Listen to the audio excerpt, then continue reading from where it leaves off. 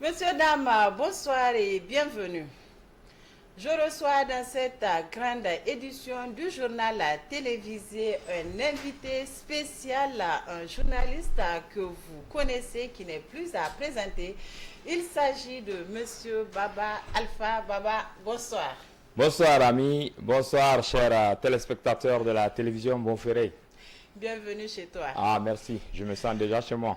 Le Niger, ce pays qui vous a vu grandir et que vous avez dignement servi en tant que journaliste, ici même à Bonferré Télévision, vous avez été contraint de le quitter mardi 3 avril 2018 à la suite d'un procès et plusieurs procédures dont nous allons faire économie ce soir.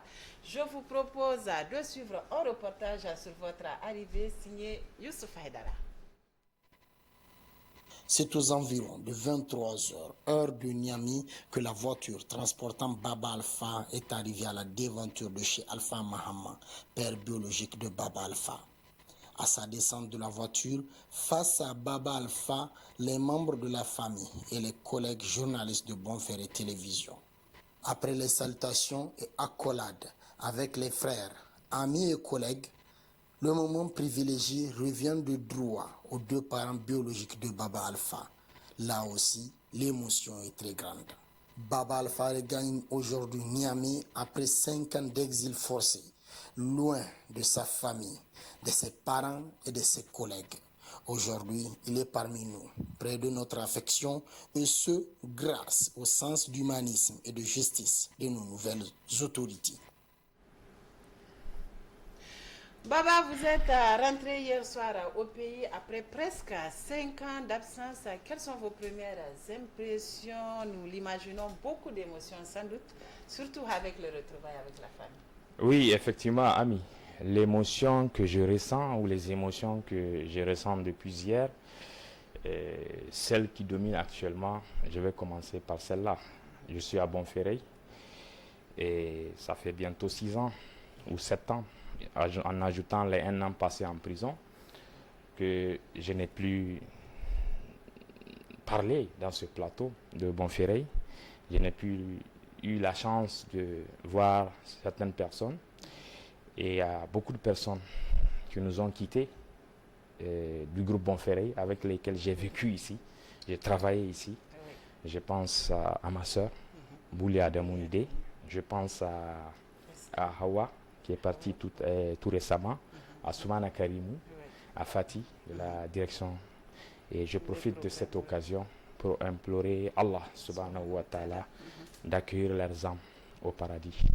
Je présente mes condoléances au personnel de Bonferré et à toutes les familles de ces personnes que je viens de citer, des collègues à moi, des sœurs, des frères que j'ai perdus. Je présente mes condoléances à leur famille. C'est vraiment l'émotion que je sens actuellement. Alors pour revenir par rapport au sentiment, écoutez, c'est un sentiment de joie.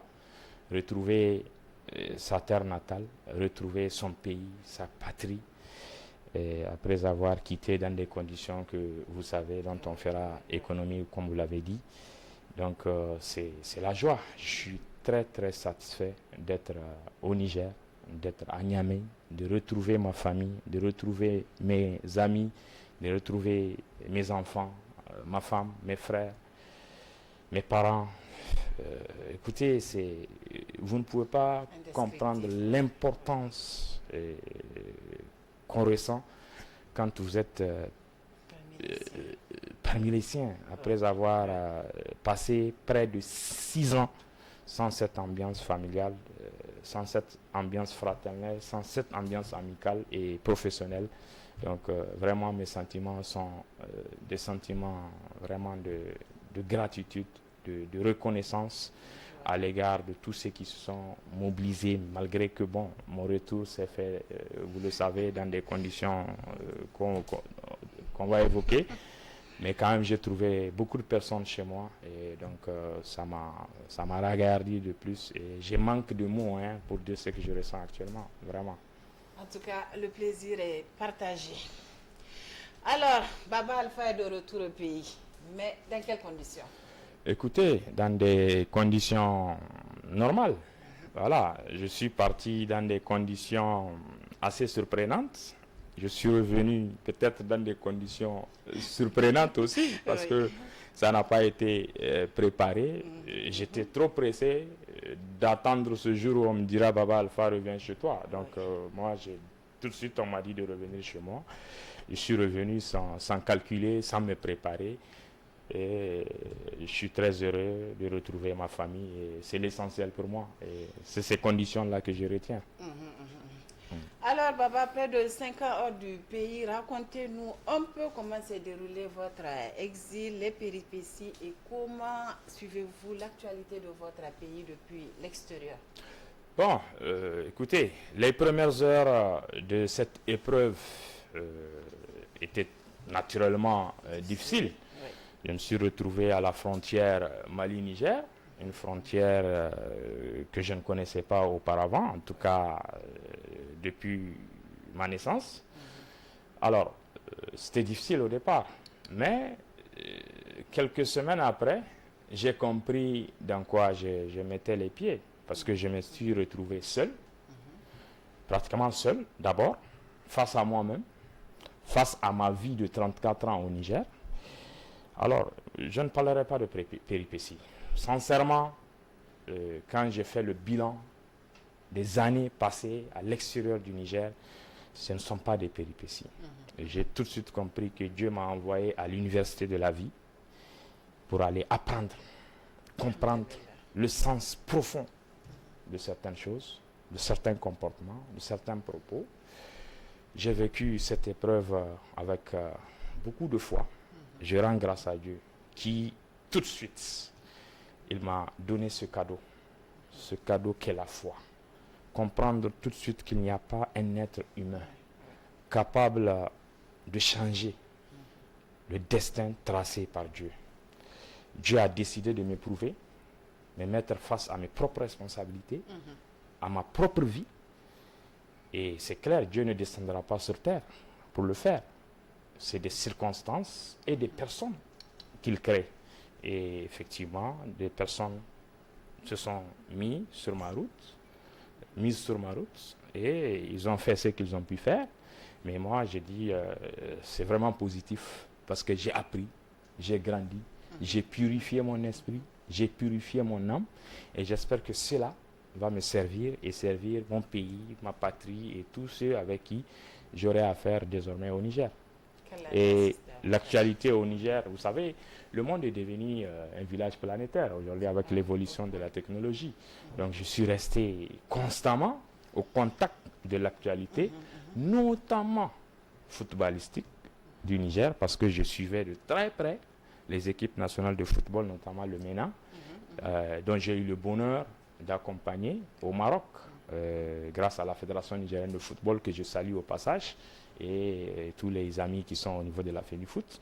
Donc je suis resté en contact de mon pays, je suivais régulièrement les événements, je suivis, vous savez que les élections ayant consacré Bazoum Mohamed à la tête du Niger sont déroulées derrière moi, donc j'ai suivi tout ce qu'il y a eu autour de ces élections jusqu'au coup d'État du 26 juillet. Donc je suis resté vraiment en contact avec mon pays, même si je n'étais plus ce journaliste qui réalisait des reportages sur l'actualité de mon pays, mais je m'informais. J'avais aussi l'occasion de recevoir des journaux et de recevoir aussi certains compatriotes nigériens au Mali, au Bénin, au Togo, en Côte d'Ivoire, au Ghana, des pays que j'ai visités, au Burkina Faso, en Guinée-Conakry, alhamdulillah, au Maroc également. Donc écoutez, c'est comme je l'ai dit, c'est un voyage d'enseignement, d'expérience, dans lequel Dieu m'a mis pour aller, comme je l'ai dit, à l'université de la vie, pour apprendre et comprendre et profiter de cette vie en corrigeant ce qu'il faut corriger et en insistant sur ce qu'on considère comme positif, qui sont nos convictions intimes. Alors, votre retour au Niger intervient dans un contexte de coup d'État qui a renversé le régime de la 7e République. On l'a suivi, le chef de l'État, le général Abdraman Tchani et le Premier ministre Lamine Zen se sont engagés dans une dynamique de décrispation et de réconciliation des Nigériens. Est-ce qu'il faut inscrire votre retour dans cette dynamique? Je pense que le général de brigade Abdourahmane Tchani, président du CNSP, chef de l'État, et le Premier ministre Ali Lamine Zen peuvent répondre si effectivement le retour de Baba Alpha rentre dans le cadre de la vision globale de la transition. Mais pour moi, écoutez, pour moi, mon retour, il est d'abord la volonté de Dieu. Oui. C'est lui qui m'a fait partir. Il a décidé de me ramener un 19 octobre au soir. Je suis revenu. Je suis venu malheureusement dans un contexte difficile pour le Niger, difficile en termes des sanctions que le Niger vit. Je suis surpris parce que j'ai passé bientôt, on a parlé de 6 ans, bientôt 6 ans. Je n'ai pas l'habitude des coupures d'électricité. Par exemple, les pays que j'ai visités, il y a rarement de coupures. Donc depuis hier, je constate des coupures d'électricité de Niamey et j'ai suivi aussi toutes les difficultés parce que je suis resté, comme je l'ai dit, aux côtés de l'actualité au Niger. J'ai même réalisé un reportage sur la frontière Bénin-Niger où j'ai vu les camions qui étaient garés là-bas, stoppés, empêchés de passer parce que la frontière est fermée. Donc c'est un contexte particulier.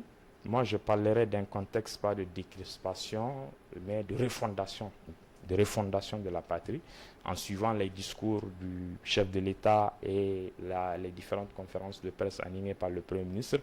Je pense que le Niger est dans une dynamique de refondation.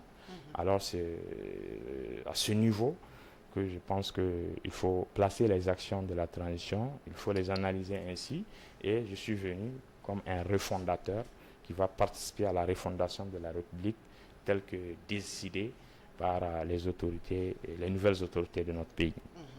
Alors, Baba, avant de poursuivre cet entretien, je vous propose de suivre ce reportage que vous avez réalisé à Bonferré. C'était le 18 juillet 2014, à l'occasion de l'arrivée de l'ancien président français François Hollande au Niger il y a 9 ans, jour pour jour. Et à l'époque déjà, des questions qui font l'actualité aujourd'hui ont été abordées lors de la conférence de presse commune Hollande-Issoufou que vous avez résumé ici. Suivez plutôt. Quelques instants après son arrivée, le président François Hollande et son hôte Issoufou Mamadou ont conjointement animé une conférence de presse. Le compte rendu est signé Baba Alpha sur les images de Lukoga, mais aussi de Ibrahim Ousmane. Il n'y a pas de doute. Hollande et Issoufou sont sur la même longueur d'onde sur beaucoup de questions concernant les deux pays. Cependant, les relations entre l'ex-pays colonisateur et son ancienne colonie sont diversement appréciées par l'opinion.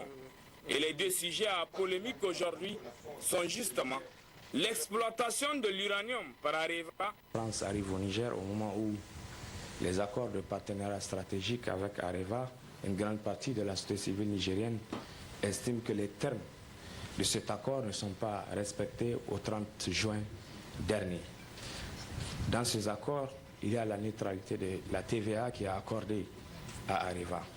Monsieur le Président, est-ce que Areva et la France ne vous demandent pas trop par rapport à l'exploitation de l'uranium nigérien? L'accord que nous avons signé avec Areva est un accord équilibré. Parler de la neutralisation de la TVA, cela est une pratique internationale. Chaque fois qu'un produit est destiné à l'exportation, ce produit est exonéré de TVA.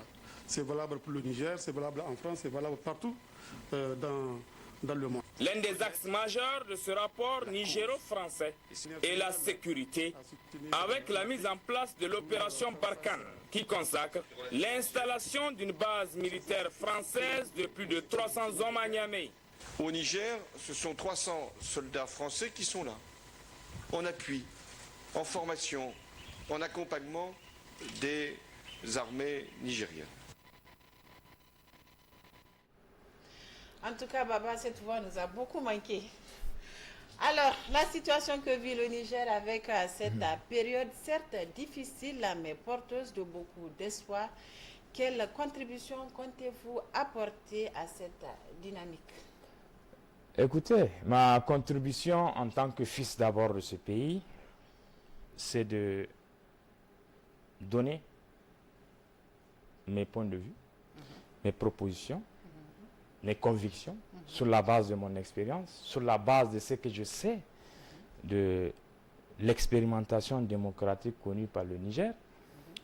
Ce contexte nous donne l'occasion de faire d'abord un bilan de la démocratie, mais au-delà, un bilan sur le modèle de gouvernance du Niger. Il faut poser le débat. Je trouve qu'il est impératif, si nous voulons du développement du Niger, de faire un diagnostic sincère, profond, du modèle de gouvernance du Niger. Est-ce que le modèle que nous avons appliqué depuis l'indépendance est en adéquation avec les réalités socio-culturelles du peuple nigérien? Si nous réussissons à régler d'abord ce premier problème, les autres problèmes que connaît notre pays, qui ne sont pas propres au Niger, mais qui sont contextuels au Sahel et un peu partout en Afrique de l'Ouest, nous avons vraiment des hommes de valeur dans ce pays. Nous avons des hommes de qualité. Il suffit d'accepter de s'asseoir, de se parler sincèrement, de se dire la vérité. Et bon, nous, en tout cas moi personnellement, je vais contribuer dans ce sens pour que l'ensemble des filles et fils du Niger acceptent de s'asseoir pour d'abord faire le bilan du mode de gouvernance du Niger et de décider ensemble, à travers un large consensus national, d'un modèle de gouvernance adapté aux réalités du Niger, du Sahel un peu plus largement. En tant que journaliste, rassurez-vous, je vais continuer à faire mon travail. Je vais continuer à dénoncer ceux qui vont voler les biens publics du Niger. Je vais continuer à dénoncer ceux qui vont porter atteinte à l'unité nationale du Niger. Je vais continuer à veiller à ce que les lois et règlements de ce pays soient respectés par tous et que la justice soit égale et impitoyable à l'égard des gouvernants et des gouvernés. Il faut que les lois restent impersonnelles, qu'elles soient appliquées à tout le monde, que vous êtes sbire, partisan ou opposant, quand vous avez un problème avec la loi, que vous soyez mis devant vos responsabilités, que vous vous assumez. Si la justice vous blanchit, on saura que bon, c'est la justice en toute indépendance à travers un procès équitable où il n'y a ni présomption de culpabilité, ni condamnation à l'avance, mais la présomption de l'innocence est assurée et qu'il n'y a aucune protection de qui que ce soit. Si vous avez posé un acte de mauvaise gestion ou de quelque nature que ce soit, qui porte atteinte aux intérêts de la patrie, qu'on vous place devant vos responsabilités à travers un procès équitable, sans aucune forme de pression. Voilà, moi je pense que je vais continuer à faire cela. Ça, c'est ma conviction. Et après la prison et 5 ans, bientôt 6 ans d'exil, cette conviction n'a pas changé. Wallah, douande chikudin kasa. Baba Alpha Zaïkaosuna, je commence à magana biskash. Voilà. Alors, Baba, un message particulier à tous ceux qui vous ont jamais, je le dis bien, jamais lâché, même dans les moments les plus difficiles, mais aussi le peuple nigérien en cette période de forte résilience. Bon, vraiment, si je dois dire, tous ceux qui m'ont jamais oublié, je ne peux pas faire une liste. Parce qu'en réalité, c'est pourquoi je vous ai dit que je suis allé à l'université de la vie, décidée par Dieu. Parce que tout le monde, je vais être sincère, tout le monde, pendant mon exil, les Nigériens de tous bords, même du PNDS Taraya, les Nigériens du PNDS Taraya, du Lumana, du MNST, de Kishinkasa, de partout, j'ai vu, parce que j'ai fait au moins 7 pays pendant cette période d'exil. J'ai rencontré des Nigériens de toutes les sensibilités. En tout cas, tous ceux à qui j'ai serré la main ne m'ont pas montré qu'ils sont fiers de me voir là où ils m'ont vu. Tous m'ont démontré qu'ils veulent me voir au Niger servir mon pays. je salue tout le monde. Je salue tous ceux qui, le jour de mon expulsion, se sont sentis très mal. Des vieilles femmes que je n'ai jamais entendues, que je n'ai jamais vues, m'appellent dès que j'ai dit allô. Elle me demande, c'est Baba Alpha? J'ai dit oui, elle commence à verser des larmes. Je pense aujourd'hui à ces femmes-là, ces vieilles femmes. Sachez, chère maman, que vos propos, vos conseils, aux premières heures de mon expulsion, vraiment m'ont servi. J'ai dit alhamdulillah, que Dieu vous bénisse. Que Dieu bénisse tous ceux qui, à un moment ou à un autre, ont pensé à moi en prière ou qui ont soutenu ma famille pendant cette période difficile, pendant cette période d'absence. J'ai compris, et c'est ça qui m'a réconforté, que je n'ai pas un autre pays. Je suis nigérien, mes frères sont nigériens, mon pays c'est le Niger, et c'est pourquoi je suis revenu au Niger pour servir encore et toujours le Niger. Et dans ce moment très difficile que nous traversons, j'ai un appel. Vraiment, faisons le sacrifice. Le sacrifice de saisir cette opportunité que nous offre Allah subhanahu wa ta'ala. Nous avons passé plus de 60 ans dans des calculs, dans des plans, dans des complots, les uns contre les autres, pour s'accaparer de l'appareil de gouvernance, pour mettre en place des agendas. Wallahi, c'est ma conviction. Si à l'occasion de cette transition, encore, nous allons venir nous attarder sur des agendas, sur des complots, sur des calculs politiques, on risque de regretter.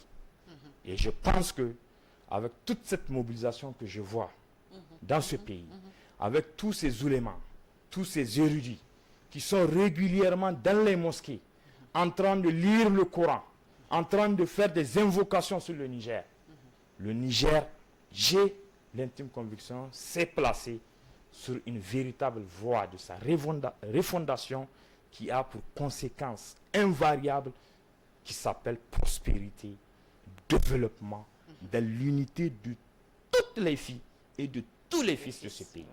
Il faut que nous nous débarrassons de la haine, de la revanche, des règlements de compte. Le président de la transition, le général de brigade, général Abdourahmane Tiani, je l'ai suivi quand il a parlé devant mes frères de la diaspora du Togo. S'il vous plaît, nous sommes au Niger. Nous savons qui a fait quoi à un moment donné. Alors, si nous voulons utiliser cette période de la transition pour pousser le CNSP à commettre les mêmes erreurs pour régler des comptes, on risque de le regretter. Laissez la justice faire son travail. Wallahi, d'où on est amana kasa. Wallahi, il va pas s'échapper. Wallahi, boraga yiri. Mais laissez la justice faire son travail. Moi, c'est ma conviction.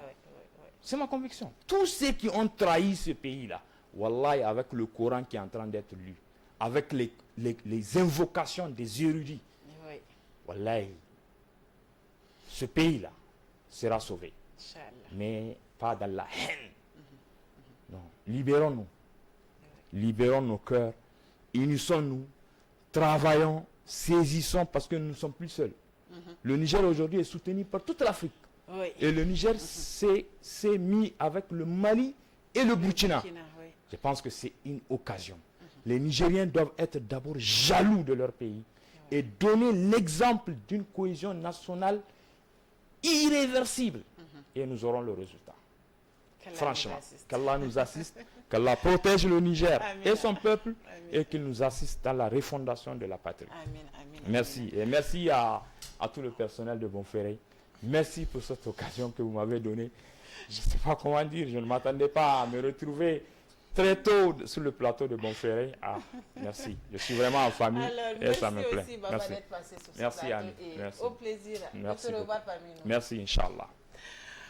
La suite de cette édition, cérémonie officielle de remise d'un lot de médicaments et matériels médicaux au ministère de la Santé publique par la société Benco Trading.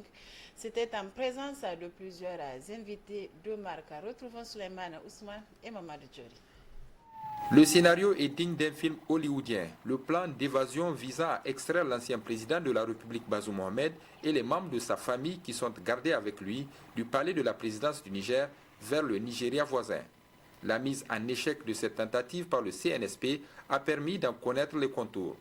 L'opération se décline en 3 phases et a été déclenchée dans la nuit du mercredi 18 au jeudi 19 octobre 2023 avec la complicité de certains éléments de la garde chargés de surveiller l'ancien président de la République et les membres de sa famille.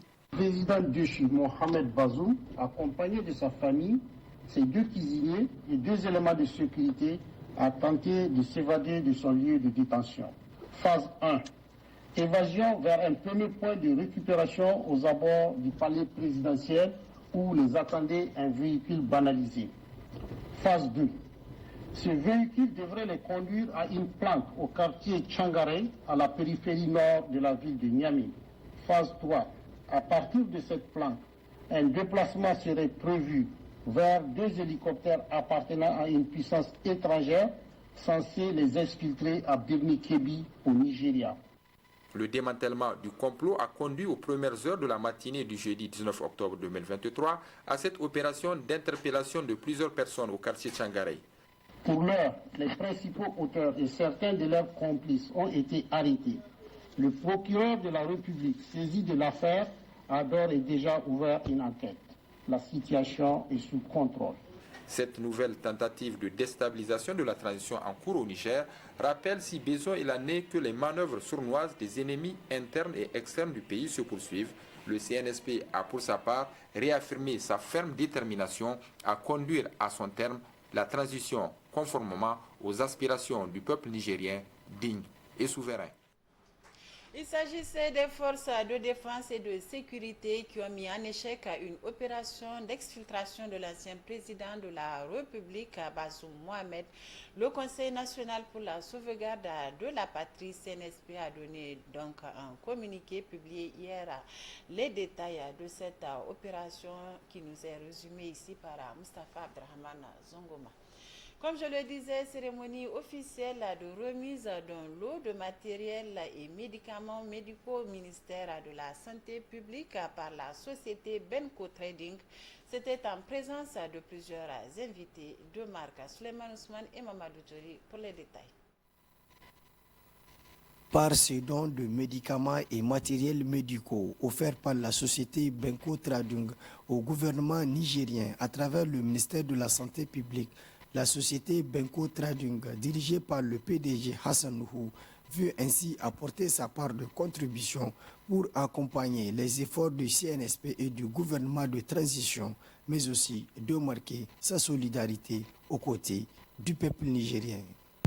Ce don d'une valeur de 50 millions de francs CFA est composé d'un stabilisateur de tension triphasé, d'une imprimante pour appareil de radiologie du centre hospitalier régional de Maradi, de 50 tensiomètres complets, de 250 thermomètres électriques, de 70 glucomètres pour les tests rapides de glycémie, de 500 matelas avec à l'aise, de 50 tables d'accouchement, de 1870 paquets de compresses stériles et non stériles, de 250 paquets de sparadrap, de 250 sachets de perfuseurs, de 1000 cathéters, de 250 poches urinaires, de 500 sondes, de 300 paquets de gants stériles, de 500 sérums.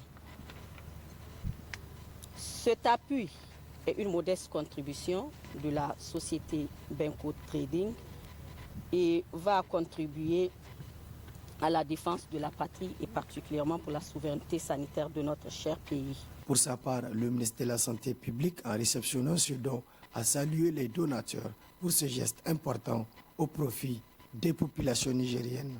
Je tiens à vous remercier pour ce don aussi important à une période aussi critique qu'on nous a imposée. Eh bien, ce don est vraiment venu à point nommé. Ça va permettre de résoudre beaucoup de problèmes que nous avons dans nos formations sanitaires. À travers ma voix, au nom de nos autorités, je tiens à vous remercier pour ce don et je tiens aussi à vous dire que ce don-là va être utilisé à bon escient et que ça va parvenir aux populations nécessiteuses. En plus de ce geste symbolique, la société Benko Tradung a également pensé aux orphelins des FDS. Partenaire du ministère de la Santé publique à travers la fourniture d'équipements médicaux et divers consommables, la société Benko Tradung, par ce geste, participe également au combat pour la défense de la patrie et pour la souveraineté de la nation, mais également de faire face aux sanctions de l'UMOA et de la CEDEAO. Le siège de l'USTN a abrité ce matin la passation de témoins entre le comité directeur USN sortant et entrant issu du dernier congrès tenu à Niamey. Une cérémonie qui s'est déroulée en présence des scolaires venus en grand nombre. Retrouvons Suleiman Ousmane et Mamadou Tchori. Le congrès de l'USN, issu des assises de Niamey du 15 au 17 octobre dernier, a consacré l'élection d'un nouveau comité exécutif de l'organisation. 3 jours après la tenue de ces assises, le président de la table de séance donne les résultats définitifs de ces assises. Au poste de SG, nous avons le camarade Efred Mouloul Al-Hassan avec 79 voix sur 92. Au poste de SGA1, nous avons le camarade Abdul Rachid avec 87 voix sur 92. Au poste de SGA2, nous avons le camarade Anelka avec 88 voix sur 92. Au poste de SCAS, nous avons le camarade Führer, dénommé général de brigade de l'ISN, avec 74 voix sur 92. Aussitôt s'est déroulée la passation du témoin entre le bureau sortant et entrant, avec une première impression du nouveau secrétaire général élu issu du congrès de Niamey. Le comité directeur de l'Union des scolaires nigériens prend l'engagement solennel devant Dieu et devant les hommes qu'il ne posera ou ne cautionnera aucun acte de nature à préjudicer aux valeurs prônées et incarnées par le Conseil national pour la sauvegarde de la patrie et les peuples dignes de notre pays, le Niger. C'est d'ailleurs pourquoi le comité directeur de l'ISN exige la traduction des autorités déchies et leurs complices devant les juridictions compétentes pour que l'histoire serve d'exemple aux générations futures. Plus que jamais, les Nigériens ne doivent tolérer des agissements contraires à la volonté du peuple pour la souveraineté et l'indépendance de la patrie. Efred et ses camarades se sont également penchés sur la tentative d'évasion de l'ancien président déchu, Mohamed Bazoum. Le comité directeur de l'ISN a appris avec sidération la tentative d'exfiltration de l'ancien président déchu, Bazoum, et demande au Conseil national pour la sauvegarde de la patrie et au gouvernement du Niger la création de toutes les conditions afin d'identifier et traduire devant les juridictions compétentes les auteurs, co-auteurs et complices de ces actes contraires à la volonté du peuple nigérien désormais souverain. Désormais, le CDISN est dirigé par 2 bureaux parallèles issus du congrès, dirigé par Malan et celui de Niamey, dirigé par Efred. Déjà, cette affaire est pendante les juridictions compétentes en attendant une première décision du juge du tribunal de grande instance hors classe de Niamey qui s'est déclaré incompétent. Les jours ou semaines à venir, nous édifierons de la situation judiciaire de cette affaire. C'est la fin de cette édition d'information. Merci à vous de nous avoir suivis. Excellente soirée en compagnie des programmes de la télévision Bonferré.